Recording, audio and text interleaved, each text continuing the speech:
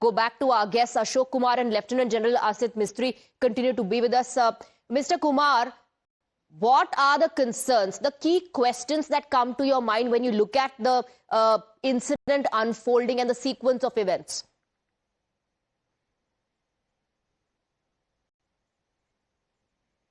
Can you unmute yourself, sir? We can't hear you.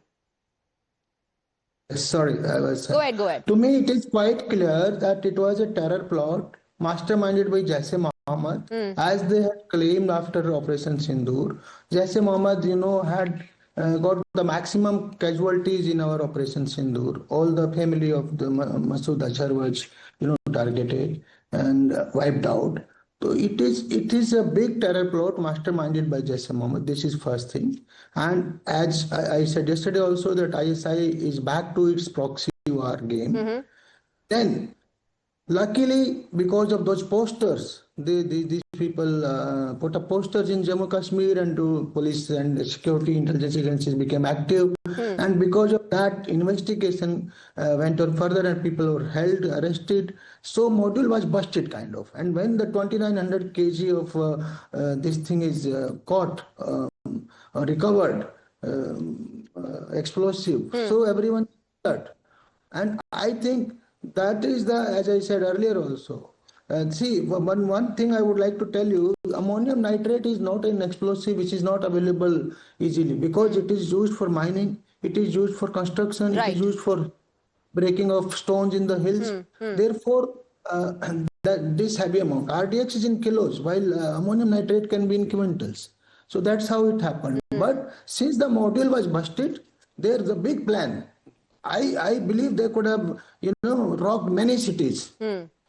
That's what the plan must have been. And they would have fixed up a date through their all sleeper cells. They would have made operations. But it was all busted. And so, therefore, they thought to at least to do something. Right. So you're saying in haste and desperation, the Fidaying attack. The Fidaying attack happened in haste and desperation. Let me go across to Lieutenant General Asit Mistry. Lieutenant General Asit Mistry, like you said, a deliberate ploy to make it look like homegrown terror. Correct. So they have tried to deliberately distance Pakistani footprint from this entire conspiracy. And I would tend to believe that all these incidents, the Ahmedabad plot, the Faridabad arrest, and the Delhi blast, are interconnected, that they are part of the same conspiracy. And I just hope that we have unearthed the entire conspiracy and that there are no more sleeper cells still waiting to be unearthed. So that is the first concern. Second, that is indicative is again that they're trying to reach beyond J&K. All these strikes have been intended well beyond J&K, not restricting themselves to J&K. And they're again, picking up these white-collared kind of terrorists is again indicative of their interest of pan-India kind of approach. Third, using IEDs and bomb blasts, it creates a lot of panic because it, with large population that we have in India and in crowded places, it's, humanly impossible to guard and prevent each and every incident. So you're likely to have huge casualties. Yes. And this will, cause kind of panic in the nation, pressurize the government for retaliatory action and so on. And my last concern at the moment is, of late, last 5, 7, 8 years, the recruitment of terrorists in J&K was almost down to a trickle. Yes.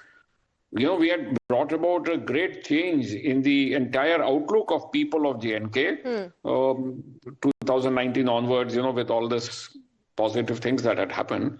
I just hope that we don't, use too much of a hard hand and, which can lead to a kind of a backlash among people and bring about a revival of support for terrorism. Right. So you're saying... these are the issues that we need to be careful about. Absolutely. You're saying the impact of that on ground is something that the government will have to keep in mind. Cater for. Yes. You have to make sure we remain people-centric in our approach. Yes, people-centric and that we remain united. We remain united in this fight against terrorism, for which, even the politicians and across party lines rising above party politics would have to cooperate in that fight. Absolutely. I quickly want to go back to Ashok Kumar ji. Ashok Kumar ji, on that point that Lieutenant General Asit Mistry was making about these individuals who have, a lifestyle or the kind of image that their profession carries, it's very rare that somebody would point fingers at such individuals. Also, till now, the focus was on how Pakistan was trying to destabilize India through Jammu and Kashmir. But now do you think the forces on ground, our units on ground, and the grassroots sanitization and surveillance that happens needs to be strengthened to, nab the people who are part of sleeper cells, because they could be anywhere in the country? Rightly said. Firstly, hinterland terrorism is back. And it is back after 10, 11, 12 years. Till in last 10, 12 years, we had seen terrorism only in Naxal areas or only in J&K or Punjab. It had not touched hinterland, which it had started earlier. After 90s, we had seen almost 20 years of hinterland terrorism. Yes. When sea blast all over Lucknow, Gaya, Banaras, Pune, Mumbai, etc., etc. So this is the new phase starting again. I believe in Pakistan and ISI are emboldened by the international support they got. We all know from where. So maybe it is because of that. Maybe it's a change of strategy that they are changing it to bringing it to hinterland. Certainly that means they are raising the level of the stakes. If it was limited to Jammu and Kashmir and if it is come to the capital of India, certainly the stakes become higher. Absolutely.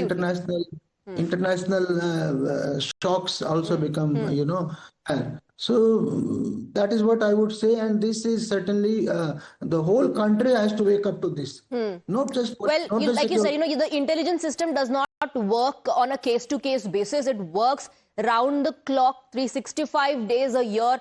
And perhaps that's the reason why we were able to limit the impact. Yes, people have lost their lives. Yes, people have been injured. And yes, the terror attack did take place. The blast did happen. But perhaps it was because of the crackdown, the module being busted, that we were able to limit its impact. Gentlemen, thank you very much for joining us on the broadcast. Thank you for your time and your expert view. We're just taking a very short break on the broadcast. We'll be back with a lot more for our viewers on the other side.